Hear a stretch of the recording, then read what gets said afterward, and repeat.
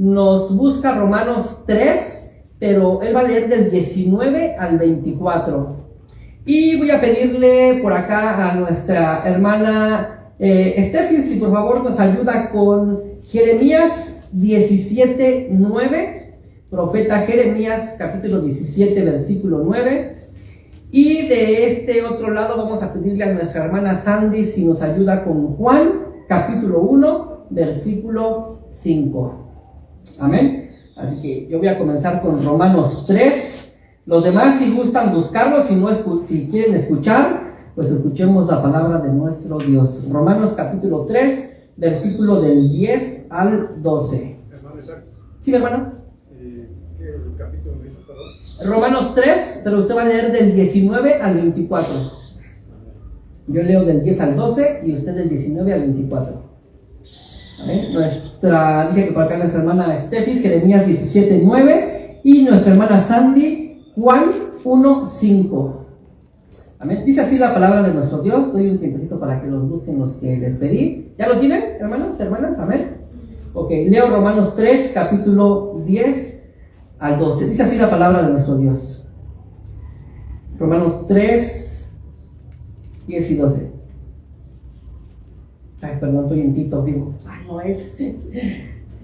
Ok, estoy nervioso. Porque no lo crean, mis hermanos, no importa que cada 8 días uno suba aquí o cada 15. Uno, cada vez que sube aquí, ahí está nuestra hermana Cris, uno se pone nervioso. No es que uno domine al final la palabra, no, uno está aquí, uno está nervioso. Romanos 3, yo leo Romanos 3, estaba en Tito, Romanos 3, del 10 al 12. Dice así la palabra de nuestro Dios. Como está escrito, no hay justo ni aún uno. No hay quien entienda, no hay quien busque a Dios.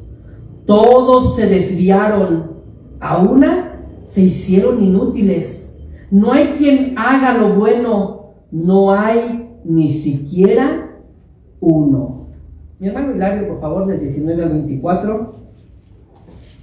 Pero sabemos que todo lo que la ley dice, lo dice a los que están bajo la ley, para que toda boca se cierre y todo el mundo quede bajo el juicio de Dios, ya que por las obras de la ley ningún ser humano será justificado delante de él, porque por medio de la ley es el conocimiento del pecado.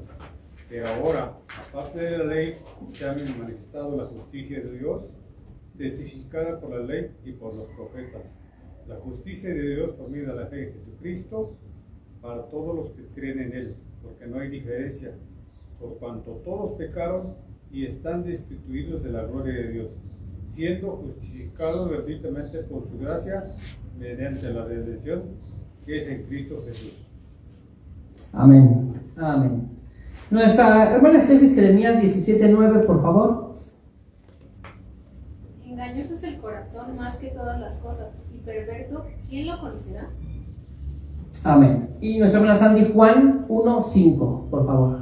La luz en las tinieblas resplandece, y las tinieblas no prevalecieron contra ella. Amén. El título para nuestro mensaje, mis hermanos, es Cuando la oscuridad del hombre se encuentra con la luz de Cristo. Está largo el título, pero vale la pena. Cuando la oscuridad del hombre se encuentra con la luz de Cristo. En la antigüedad decíamos, en todas las portadas de los periódicos, esta fue la nota principal. Hoy ya no se dice eso, ya es raro hablar de periódicos. Todavía existen, todavía existen y circulan. Hoy decimos, en las redes, la noticia que sobresalió fue esta. Bueno, cada etapa, cada momento, cada mes, cada año, hay noticias que van sobresaliendo. En estos últimos días, una de las noticias que ha estado, dicen por ahí, inflamando las redes sociales, es el caso Epstein. No sé cuántos están informados de este caso. Para los que no, explico un poquito. Epstein fue un hombre perverso, pero que nadie se daba cuenta que era un hombre perverso. Era un hombre que tenía muchos contactos políticos, muy reciente, muy reciente. Y finalmente es llevado a juicio, pero muere en prisión, como a los 15 días. Y no puede rendir cuentas de todo lo que hizo. ¿Qué hizo? Que armó una red de trata de personas, donde, pues saben que pasan estas redes de trata de personas. Lo triste, mis hermanos, y lo que deja la boca amarga, es que en esta red están involucrados mucha gente. Y los archivos que estaban cerrados fueron abiertos y se encuentran nombres de un montón de gente. Uno dice, ¿cómo? ¿También?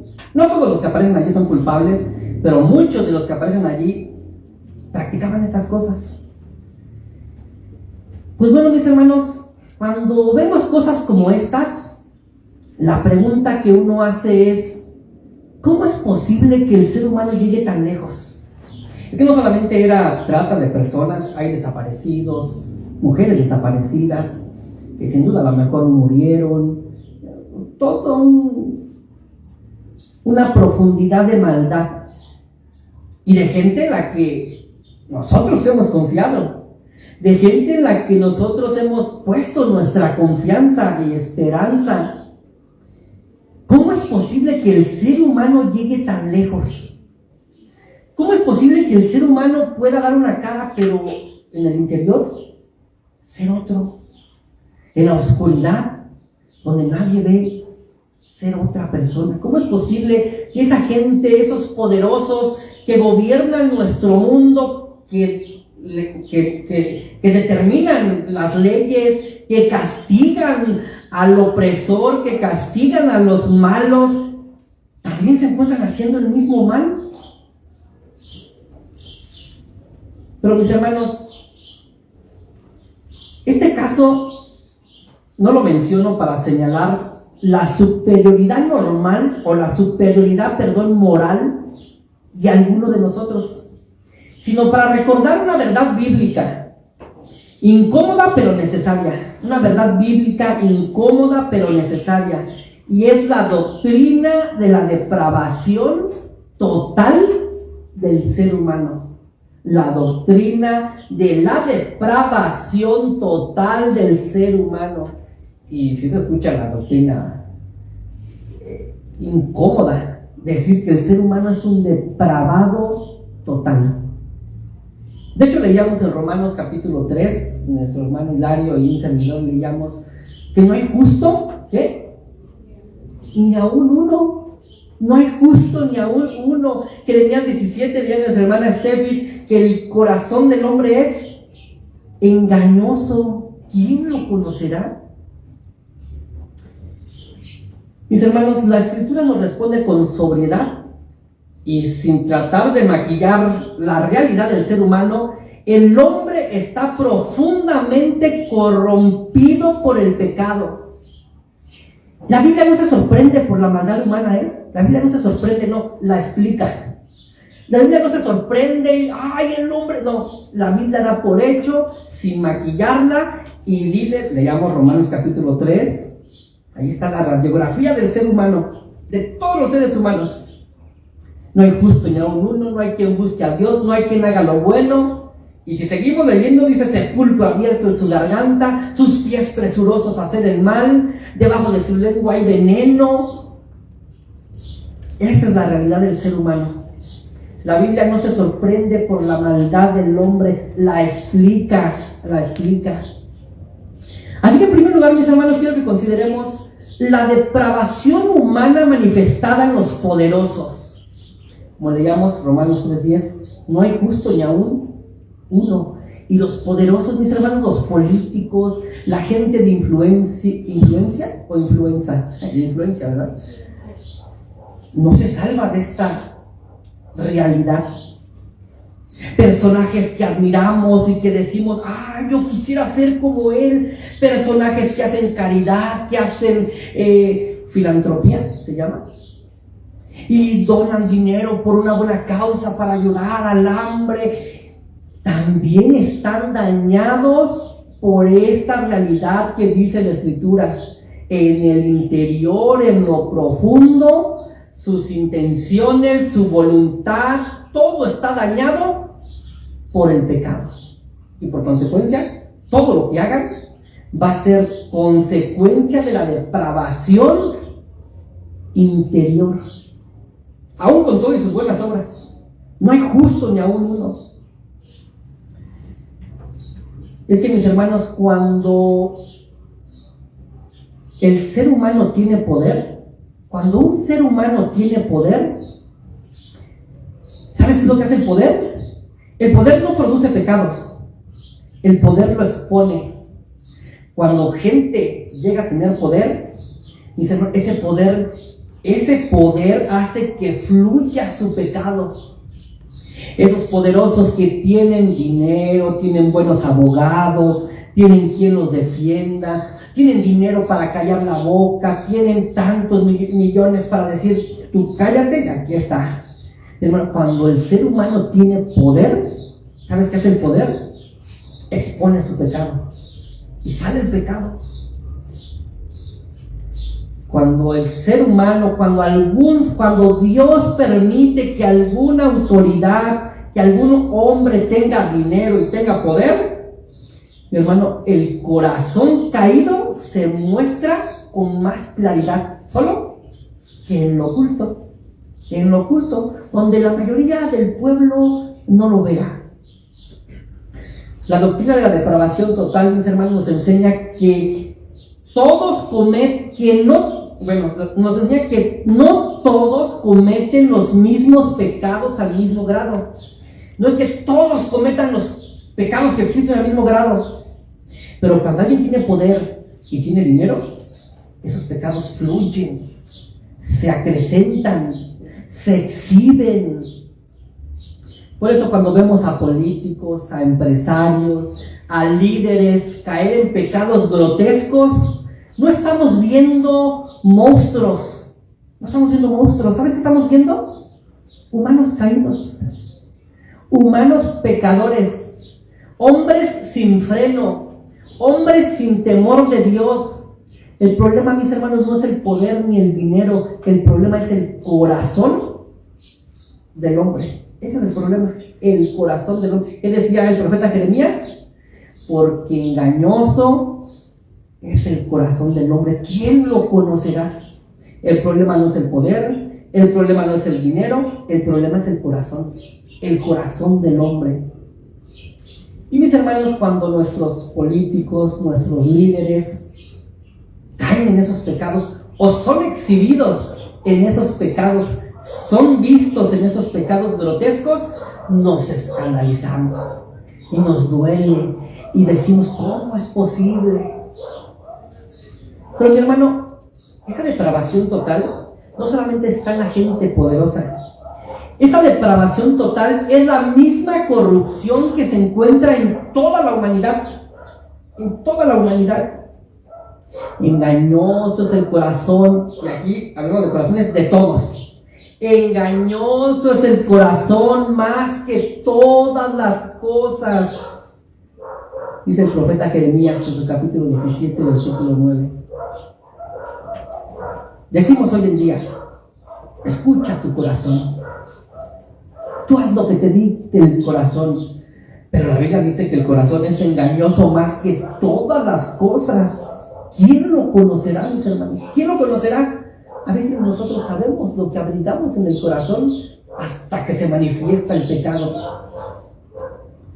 Hermano, esa misma corrupción, esa misma depravación, esa corrupción que el pecado ha dañado nuestro intelecto, nuestras emociones, nuestra voluntad, se encuentra en toda la humanidad, de todos los tiempos. No ha habido un momento, mis hermanos, en la historia en que la raza humana haya sido menos pecadora.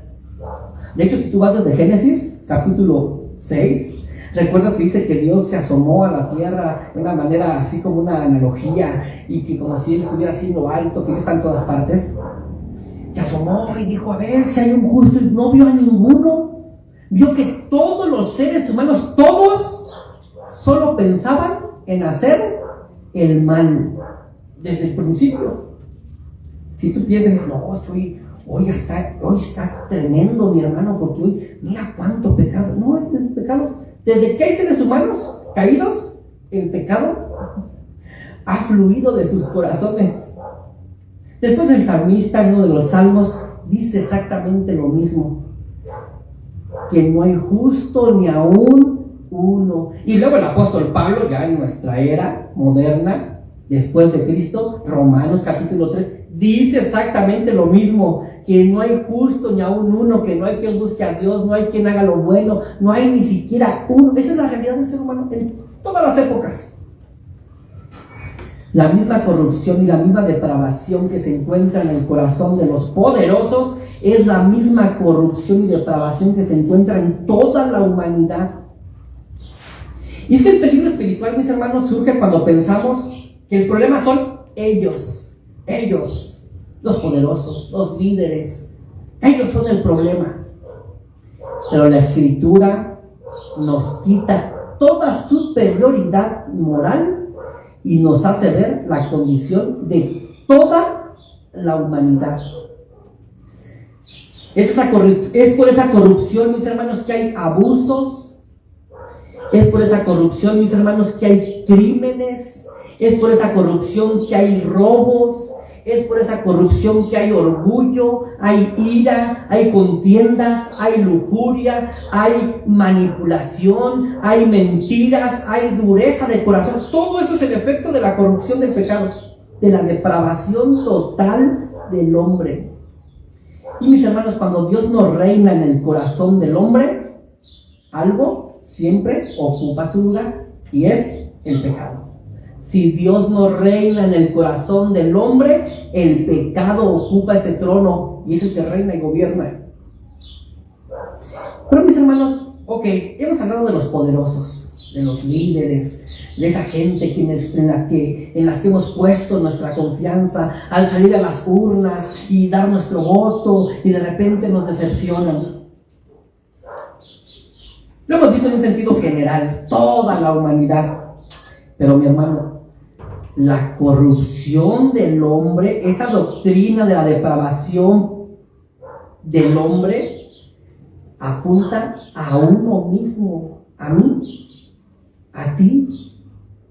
La corrupción en lo particular, en nuestra comunidad, en nuestra familia, en nuestro corazón. Mis hermanos, la Biblia es como si fuera un espejo. Pongo el espejo frente a mí y refleja lo que yo soy. Mi hermano, no solo el mundo está caído, no solo los poderosos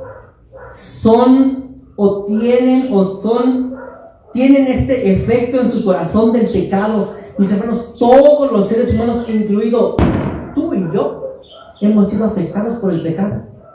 El pecado nos ha afectado nuestro intelecto.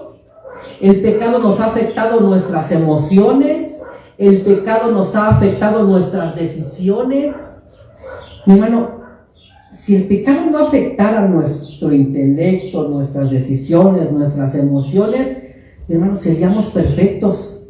Pero no lo somos. No lo somos. De hecho, solo hubo una persona perfecta que no tuvo este efecto del pecado en su corazón y se llamó Jesucristo. Sin pecado. Eso quiere decir, mi hermano, ¿sabes qué quiere decir eso en nuestro Señor Jesucristo? Porque Él no tuvo este efecto en su corazón no estaba corrompido por el pecado como lo está el corazón de todos los seres humanos, incluido el nuestro. Eso quiere decir, mis hermanos, que el intelecto de nuestro Señor no estaba dañado por el pecado. Es decir, si nuestro Señor en el primer siglo nuestro Señor se hubiera dedicado a otra cosa y no venir a morir por nosotros, ¿sabes qué hubiera pasado? Hubiera sido el mejor de todo el tiempo. Imagina que nuestro Señor Jesús hubiera dicho, voy a nacer en el primer siglo y voy a dedicar todo mi intelecto a la tecnología. Recordemos que nuestro Señor es verdadero Dios, pero también es verdadero hombre. Él hubiera usado todo su intelecto para la tecnología. Mi hermano, en el primer siglo hubiera habido el boom que nosotros tenemos hoy con toda nuestra tecnología, por la mente y el intelecto de Cristo sin mancha de pecado.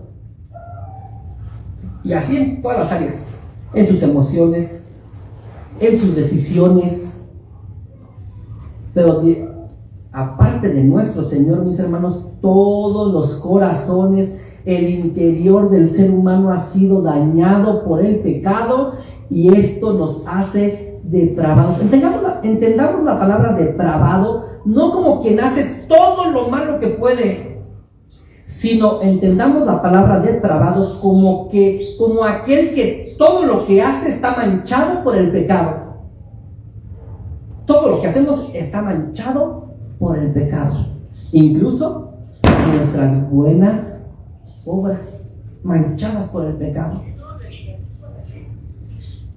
Mis hermanos, cuando vemos la negrura de nuestro corazón, entonces podemos ver el brillo del Evangelio.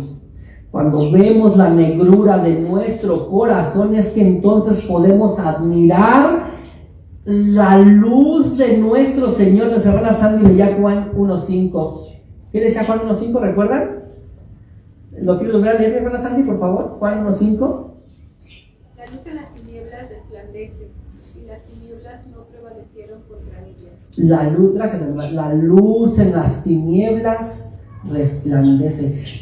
¿Sabías que el momento más oscuro, el momento donde el pecado, hace rato dije no quiero sonar contradictorio, pero donde el pecado en cierta forma estaba sin control alguno? El ser humano y su corazón siempre ha sido corrupto, en todas las épocas.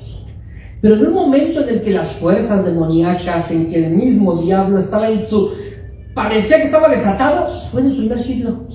Una oscuridad total, moral, espiritual. Y fue en ese momento, en el peor momento de la historia, aunque el corazón del hombre siempre ha sido corrupto, que apareció el Señor. Hay un canto por ahí. A veces cuando cantamos no pensamos en lo que cantamos. Muy bonito el canto. Un día a la vez. ¿Lo has escuchado? Un día a la vez, mi Cristo mañana quizás no vendrá.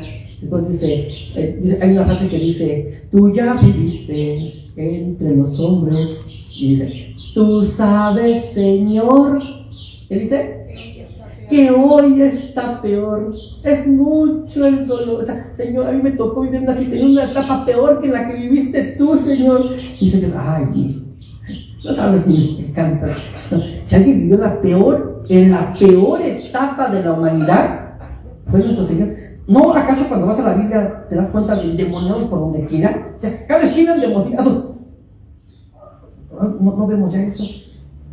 O sea, enfermedades por donde quiera. Sigue habiendo enfermedades. Gracias a Dios por la inteligencia que Dios le ha dado al hombre en su gracia. Es parte de su reino establecido en la tierra, el beneficio que tenemos en la medicina, en la tecnología. Y que mis hermanos, solo piensen lo siguiente: pensar que nuestro mundo está peor que el primer siglo. Hermano, en el primer siglo no había ley que los controlara el corazón. Vuelvo y repito, el corazón del hombre siempre ha sido igual de corrupto. No hay una etapa en la que el hombre ha sido peor. Siempre el hombre ha sido así. Pero mis hermanos, cuando el reino de Dios se estableció con la venida de nuestro Señor Jesucristo, Él inauguró su reino. Y hoy en día, mis hermanos, todos los gobiernos, todos los países se gobiernan, ¿sabes bajo qué ley? Bajo la ley de Cristo, aunque no quieran.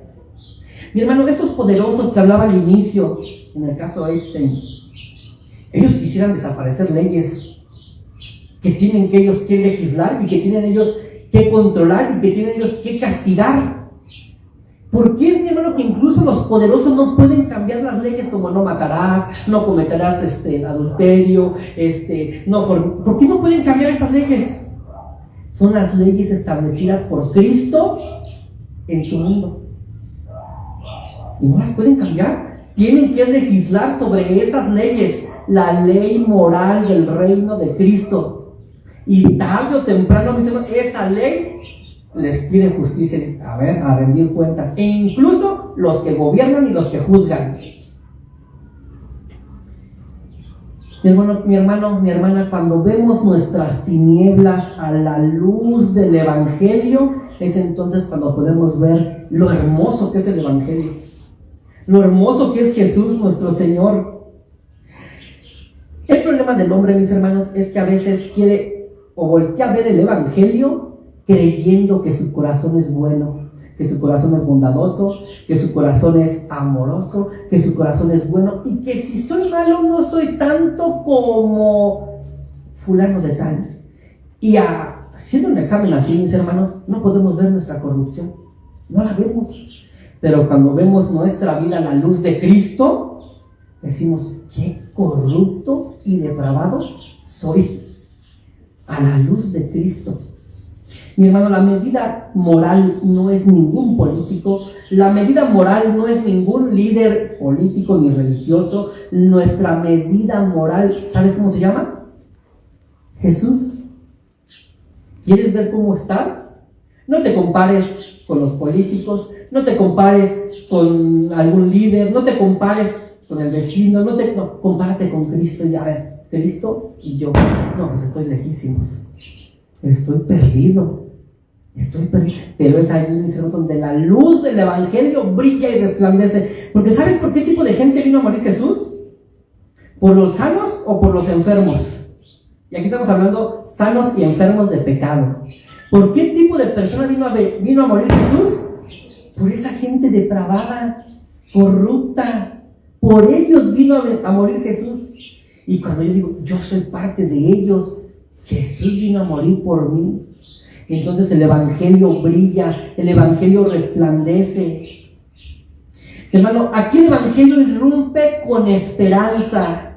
Cristo no vino porque el hombre estaba confundido. Cristo vino a morir porque el hombre estaba muerto. Jesús es el único, mi hermano, Jesús es el único que tuvo poder y no abusó de él. De ahí en fuera, todos los que se les da una pizca de poder, en algún momento de su vida, ¿sabes qué hacen? Abusan de ese poder. Abusan de ese poder. Todos. Incluido yo. Pero Jesús es el único, mi hermano, que tuvo poder y nunca abusó de él.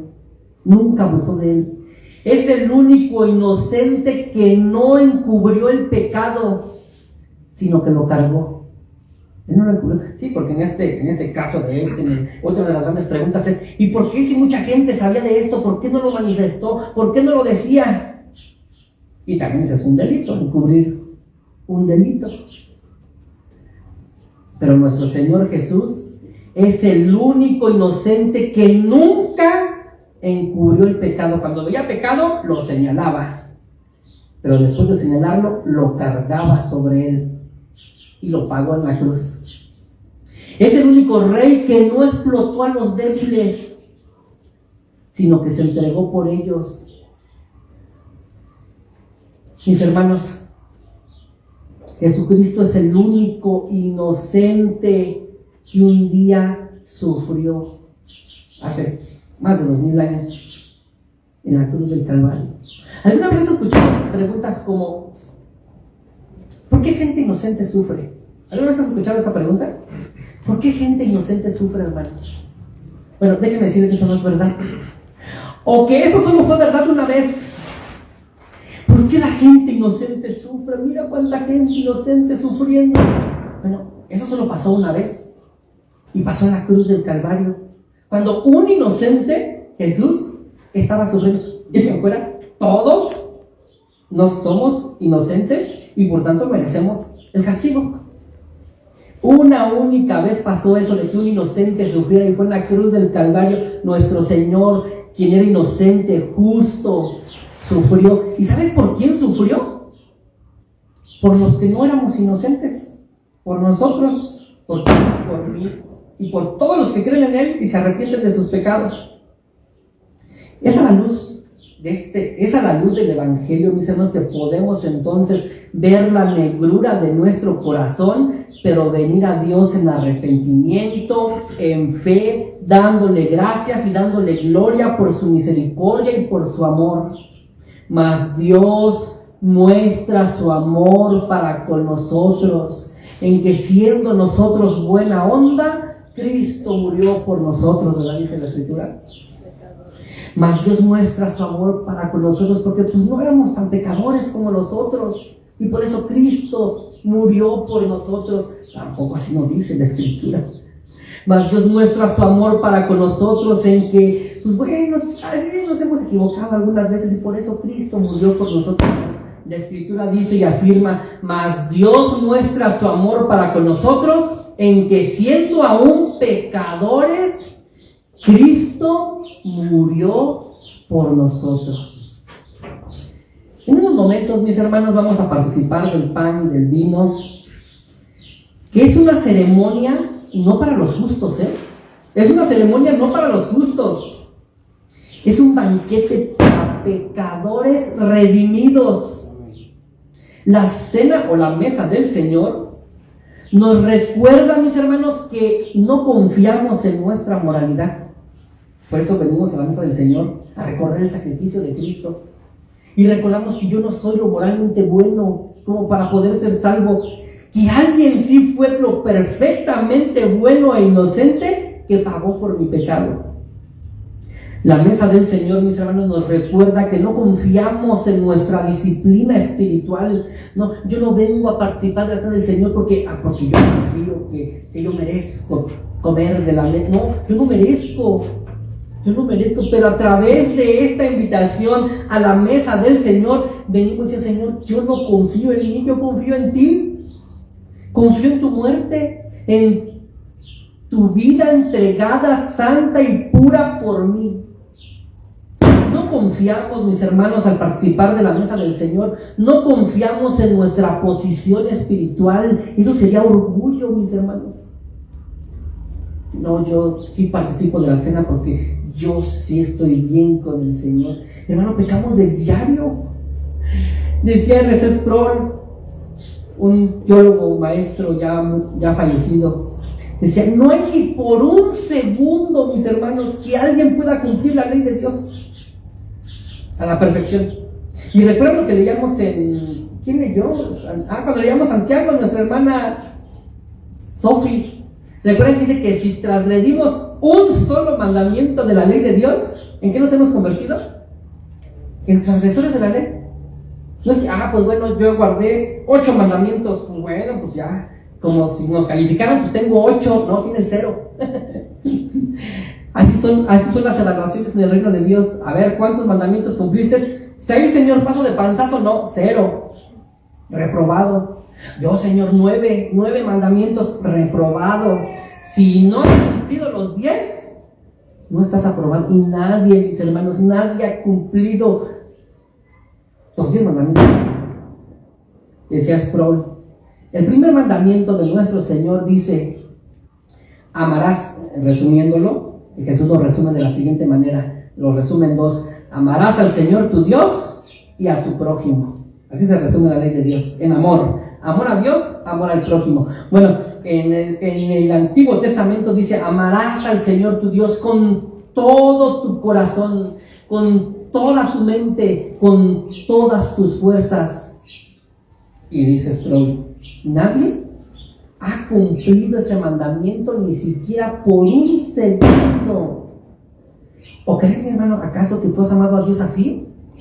Con todo tu corazón, con toda tu mente, con todas tus fuerzas. ¿Quién aquí puede decir: yo sí, hermano, yo sí viví como 2 años guardando ese mandamiento así? Bueno, ok, yo, hermano, yo sí, por 1 año, hermano, sí me entregué totalmente, dejé todo. Y me entregué al Señor de todo corazón, de toda mi cosa. No pensaba en otra cosa más que en mi Señor. Todo el día. ¿Quién, mis hermanos, quién ha cumplido ese mandamiento? Por 1 año. Ok, por 1 mes. Diga, yo, hermano, por 1 mes sí. Yo por 1 mes sí guardé ese mandamiento. Amé al Señor con todo mi corazón. Tanto así que me memoricé toda la Biblia, mi hermano. Dije: mi mente solo será para la escritura. Así que vamos a leerla, memorizarla. La tengo toda aquí, hermano. ¿Alguien que ha llamado al Señor con toda su mente? Bueno, ok, con todas sus fuerzas. Ok, hermano, sí, con mente y corazón, pero con todas mis fuerzas, sí, hermano. Yo le entregué al Señor todas mis fuerzas. Nunca usé mi fuerza para otra cosa y otro motivo que no fuera amar al Señor. ¿Alguien por un mes? Bueno, por una semana. Bueno, por un día. Okay. Por una hora, mis hermanos. Alguien te llora, hermano, por una hora. En una ocasión, una hora yo amé al Señor así con todo. Todo, me entregué todo. Ok, por un minuto. Y dices, pero no hay quien ni por un segundo haya cumplido este mandamiento a la perfección. No lo hay. Y dice Santiago que si hemos fallado en un mandamiento, nos constituimos apartados de Dios. Hemos quebrantado la ley de Dios. Lo único que nos queda es venir ante la cruz de nuestro Señor, pedir misericordia y decirle: Señor, he fallado, he pecado, Señor, pero aquí vengo confiando en mí. No en mi fuerza, no en mi mente, no en mi corazón. Vengo confiando solo y absolutamente en tu sacrificio. Solo en tu sacrificio. Hermano, desde que el hombre es hombre, ha fallado. Pero desde que Cristo ha existido, y Él ha existido siempre, Él permanece fiel. Fiel a sus promesas, fiel a su plan que ha tenido para salvarnos. Así que, mis hermanos, al participar de la mesa del Señor, eso es lo que hacemos: recordar nuestra corrupción, pero recordar también la rectitud de nuestro Señor, que se entregó por nosotros. Y es que, mis hermanos, el venir a la iglesia y el congregarnos y el ser hijos de Dios no anula esa corrupción en nuestro corazón, porque nuestro corazón sigue teniendo esas pizcas de corrupción. Es un corazón que está siendo redimido a través de ese proceso llamado, ¿cómo se llama ese proceso? Santificación. Santificación.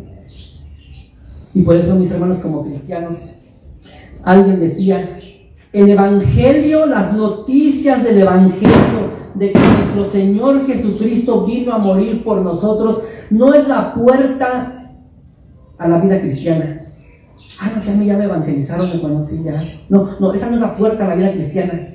Es la puerta, es el camino y es el destino.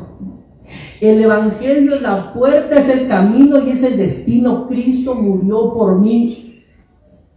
Y no solo eso, mi hermano, esta es la eternidad. Otra vez les decía, ¿sabes cuál es uno de los cantos que vamos a entonar por la eternidad? ¿Sabes cuál es?